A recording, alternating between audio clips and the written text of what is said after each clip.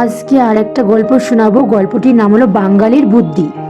একদিন সন্ধ্যায় দৈনিক বাঙালি রায়বাবু হাওড়া থেকে দিল্লিগামী একটা ট্রেনে চাপলেন।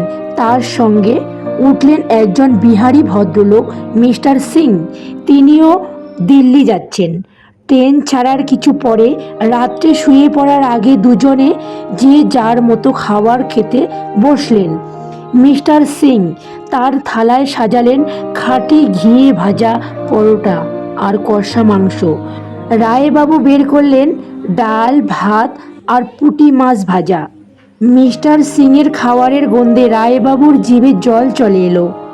দুজনে মুখোমুখি বসে খাওয়া শুরু করতে যাবেন, এমন সময় মিস্টার সিং বললেন, দাদা একটা কথা বলি। রায়বাবু বলুন।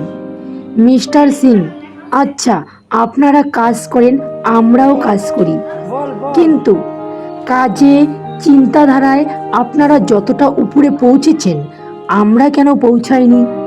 রায়বাবু গম্ভীর স্বরে বললেন, কারণ তোমাদের বুদ্ধি কম, इसलिए। মিস্টার সিং অবাক হয়ে বললেন, বুদ্ধি কি জিনিস? ওটা আবার কোথায় পাওয়া যায়?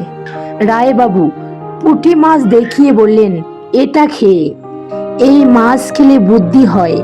মিস্টার সিং ভাবে গদগদ হয়ে বললেন, দাদা আপনার এই বুদ্ধিওয়ালা খাবারটা আমাকে দিন, আমার এই খাবারটা আপনি নিন। প্রস্তাবটা শুনে রায়বাবুর মনে মনে আনন্দ হলেও মুখ গম্ভীর করে বললেন, না না, তাহা কি করে হয়? এতে তো আমার বুদ্ধি কমে যাবে। মিস্টার সিং, আরে দাদা, আপনি তো অনেক আগের থেকেই এই বুদ্ধিওয়ালা মাছ খেয়ে খেয়ে অনেক বুদ্ধি বাড়িয়ে নিয়েছেন। একদিন না খেলে কিচ্ছু হবে না। রায়বাবু মুখে নিমরাজি ভাব দেখিয়ে খাবার বদলা বদলি করলেন এবং প্রেম সে পরোটা মাংস খেয়ে নিলেন। আর মিস্টার সিং বিরস বদনে পুঁটি মাছ চিবোলেন।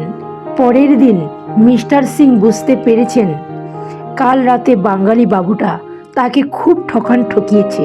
একটা দীর্ঘশ্বাস ফেলে তিনি বললেন, দাদা এই কাজটা আপনি একদম ঠিক করেননি। মিথ্যে বলে কাল রাতে আমার ভালো ভালো খাবার আপনি খেয়ে তার পরিবর্তে আমাকে পুঁটি মাছ খাইয়েছেন। রায়বাবু বললেন, আমি মিথ্যা বলিনি। बोलिए, कल आपका ये बुद्धि कहाँ था और आज वो कहाँ से आया? ও তো পুটি মোসলি সে হি আহা না। আমার এই গল্পটি ভালো লাগলে লাইক কমেন্ট দিয়ে পাশে থাকবেন। সবাইকে অনেক অনেক ধন্যবাদ। সবাই ভালো থাকবেন, সুস্থ থাকবেন।